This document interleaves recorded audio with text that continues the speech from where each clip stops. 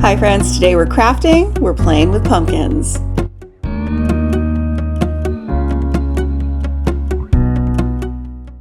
Welcome back everyone. Today we are doing some crafting. I'm going to do 6 DIYs using the foam pumpkins from the Dollar Tree. The first one, we're getting started right away. I'm going to use one of these trees that you can find at the Dollar Tree, usually on the floral aisle, and they usually collect down at the bottom. Now these come out more popular around the holidays, so I'm sure you'll be able to find them soon. Now I've actually made this DIY differently in a larger scale for my front lawn. This time I'm using one of the white foam pumpkins and I'm just popping off the stem and popping it right on top of the tree. And yes, it does look quite a bit like a tomato cage. Now these trees come in 2 sizes, so you could do a few of these. Oh my goodness, you guys, when I tell you this turned out cuter than I thought, this one turned out way cuter than I thought. I just used a paper towel roll. I just put it right through the center, and now I'm taking an old t-shirt. This is one of my son's. Cut it apart. I'm even going to cut the seam off, and this is what it looks like. It's kind of raggedy and a mess, but it's going to work perfectly. I'm just going to drape it over and just make sure that all of the paper towel, the pumpkin, and the tree are covered, just draping it here, there, and everywhere. Now, if you don't have a old t-shirt on hand, you could always use a pillowcase. This is what it's looking like. Now, for an extra layer of magic, I went to Dollar General where I found some cheesecloth, and it is just $1 at Dollar General, and I just opened it up, unfolded it, fluffed it a little, and layered it right on top of the t-shirt. Pretty sure you know where we're going next. So I pulled out a little of my black felt and I started cutting to make some eyes and a smile. Now I don't do gory, gross Halloween, but this is my little ghost and I'm going to name her Holy. I gave her little eyelashes. I think she's adorable.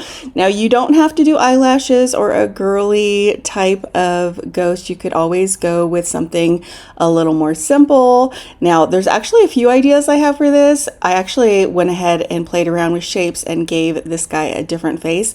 You could also add felt ears and a tail and make this into a little pup.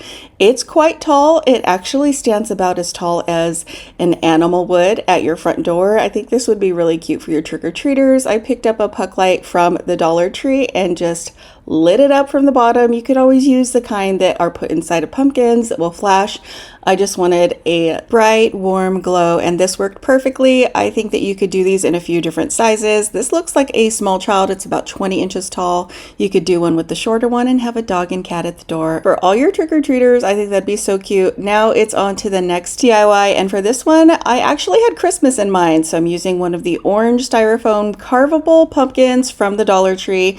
Pulled out the stem and I'm painting it with a fairly light brown.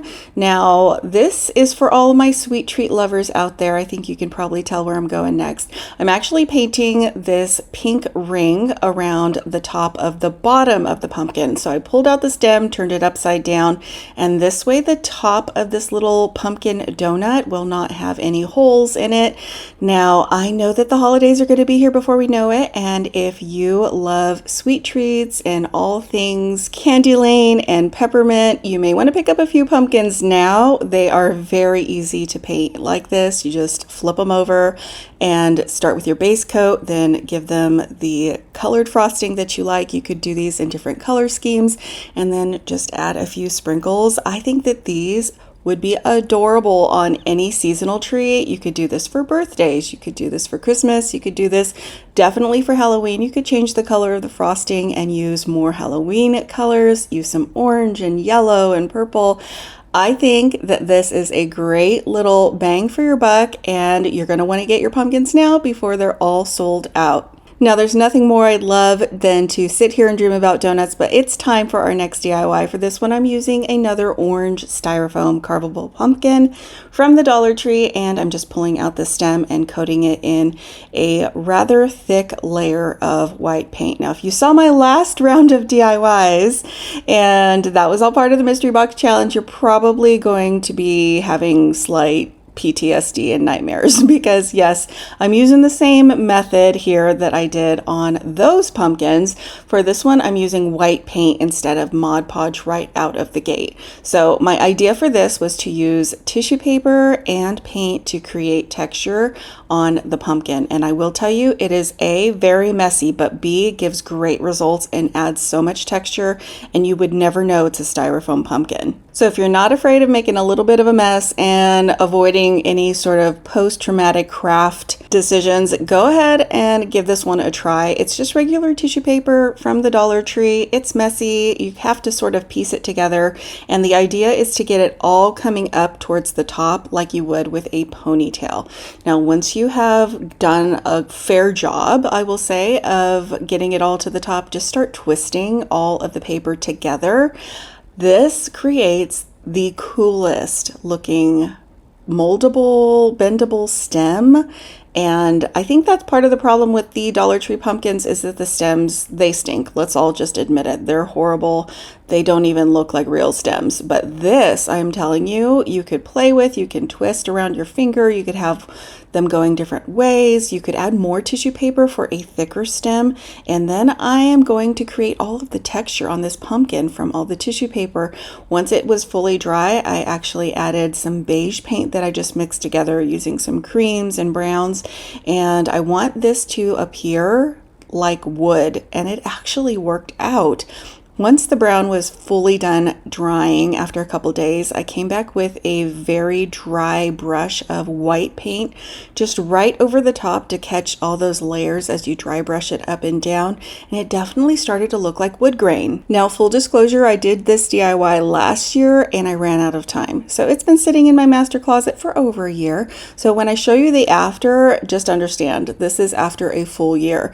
I did go ahead and paint my stem with a mixture of dark brown and black paint, and if I had to do it over again, now that I know how much it sort of shrinks over time, I probably would have thickened up the stem with another layer of the tissue paper, and you could use Mod Podge or paint just to beef it up because it definitely shrunk over the last year. Now, once my stem was fully painted, I of course let it dry, and it has been sitting in my closet for a year. Here it is. Got a few nicks because it probably fell a few times, but I think overall it looks really cool. I do like the fact that you can make stems out of tissue paper and they do look more realistic than the ones from the Dollar Tree. Again, you probably want to add a little bit more to the stem, but it's time for the next DIY. For this one, I'm using a black styrofoam carvable pumpkin from the Dollar Tree. This one is going to be fun. This one started out as a vision and did not get even close to it, but I love it. It actually is one of my favorites. So I'm just using some of this joint compound from the Dollar Tree. I'm just smudging it all over. I wanted to create texture on the pumpkin and give it some more dimension than the regular styrofoam look.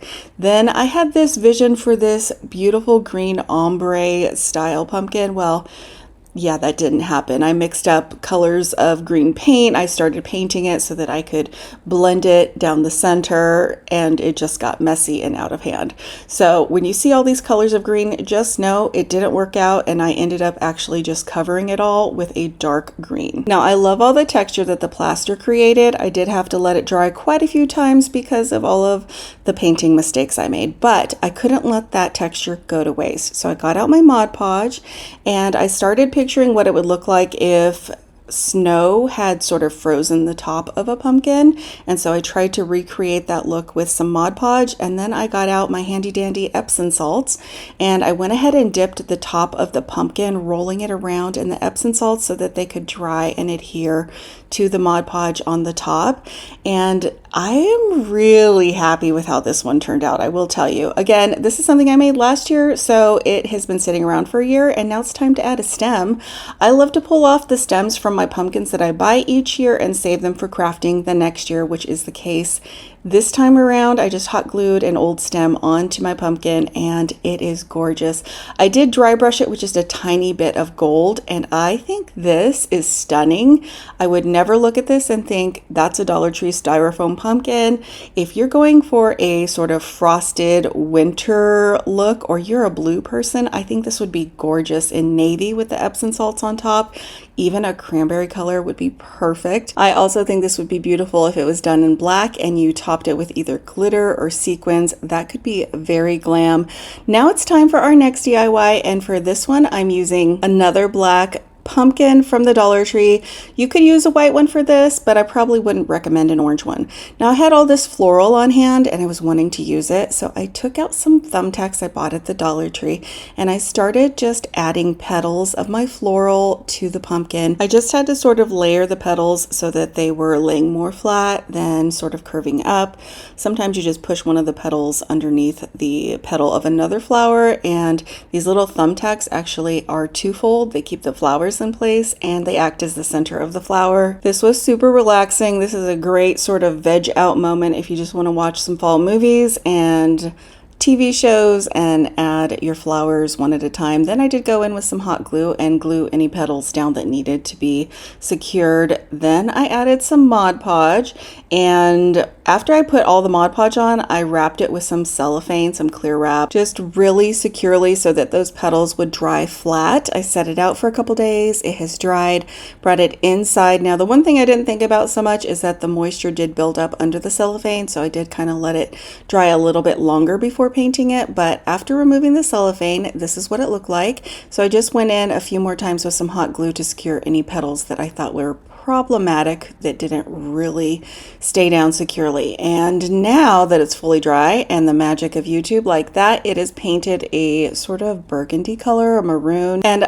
to be honest, it looked a hot mess. Even my daughter said, "Ew, what is that?" But it's going to get a whole lot better. So I had been painting something else, and I had a little bit of red and white mix, sort of a pink on my brush. So I got it really dry, and then I just started dry brushing over to give the detail of all the flowers, and it suddenly did not look like a bloody mess. So that was good. And then I went a step farther and I added just a bit of gold to the end of my brush, and I just started dry brushing the gold over, and that just hit at different spots as well. And then I took some gold and added a bit of gold to the center of all of my flowers, being all those little thumbtacks. It actually was a lot faster than I thought. I thought, oh my goodness, this is going to take forever, but it really truly did not. Now this is what my pumpkin looks like, a lot cuter than what I looked like at first. And I had an old knob on hand, so if you have any old knobs in your craft stash, you may want to use them as the stem. Now, to be honest, I love this pumpkin. I think it is beautiful, but I'm not in love with the stem. So I will probably switch this one out from the knob to one of the dried stems I have on hand. Like the last DIY, I just am smitten with that look, and I think it would be beautiful on this one as well. But comment down below, what would you top this one with? What kind of stem would you use? Now it's time for our next DIY, and this one is interesting. Now I was originally thinking acorn. I'm going to turn this pumpkin into an acorn. So I had a plunger from the Dollar Tree left over from another DIY, and I thought it would make the perfect topper. So I just dabbed on some black paint, let that dry, and then I took my pumpkin and I measured where it will hit my pumpkin and marked that off. And then I took some of this beautiful nautical rope and I added it around the pumpkin. It ended up taking 2 of the full rolls of the nautical rope minus one little 1-inch section. So I just joined them together with some more hot glue, and then I wound it around the bottom. As you can see, there was not much left by the time I used up 2 rolls, and then I just tucked in that little bit after cutting off, what is that, like maybe 2 or 3 inches, tucking it under. Now I actually think this is a very high-end looking pumpkin, but it did not end up looking the way I thought. So I added a little bit of gold to the top of the plunger. Now I was thinking acorn, the top of it, so I'm just going to brush strokes one way and then brush strokes another way to create that sort of acorn topper look. And I did that around the whole rest of the plunger, just brushing one way and then the other, one way and then the other, etc. I love layering gold on black. It does sort of look kind of bronzy, and I do think it is really pretty. So then I took my topper and I put it on my pumpkin, and immediately I knew it did not look like an acorn. But I hot glued down the plunger anyways. Now, I have a few thoughts on this. You could definitely go with the whole acorn thing and add a little stick or top of the plunger to the top and cut it off, and it would look like a pumpkin. It would not look like a plunger. I actually think it looks like a vase, and I decided it's going to be a candle holder. That's what I decided. That's what I'm going with. I added a taper candle, and if I didn't know this was a pumpkin from the Dollar Tree, I probably wouldn't guess it. And to be honest, without the candle in it, I could stick it on one of my shelves and it would definitely look like some sort of vase or vessel. It got interesting. It was fun. I'm glad that I tried it out. What would you do to change it? How could I make this look more like an acorn? Comment down below. I hope you guys enjoyed seeing these fun fall pumpkin DIYs. Thank you so much for watching, and I'll see you back very soon.